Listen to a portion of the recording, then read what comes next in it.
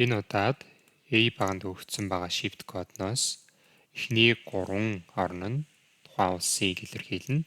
За харин түүний дараагийн 3 үсэг нь тухайн улсын хотыг илэрхийлдэг гэж үзвэл хотын тэр дунд байгаа 3 үсгийг хэрхэн ялгаж авахыг үздэцгээе. За тэгэхээр тулд бид нэр хамгийн хэлбэраар mid функцийг ашиглана. За mid функц авлаа. Тухайн ялгаж авах гэж байгаа текстээ сонгож аваад хиддэх цифрээс нь бид нэр эхлээд ялгаж авах гэж байгаа юм байна гэдгийг оруулна. Эхний 3 орн нь хотыг илэрхийлж, улсыг илэрхийлж байгаа учраас 4 дахь орноос нь эхлээд бид нэр авлаа. За 4 дөхөөсөө эхлээд бид нэр хэдэн орныг бид нэр авах шаардлагатай вэ гэхээр 3 орныг авах гээд оруулж өгснийхээ дараагаар enter дарахад эндээс бид нэр энэ голын 3 үсгийг ялгаж авч чадчихна гэсэн үг.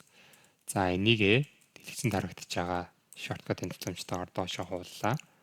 За ингээд бид нэр голд байгаа альва нэг текстийн голд байгаа утгыг mid гэсэн функцийг ашиглан ялгаж авах боломжтой байдаг байна.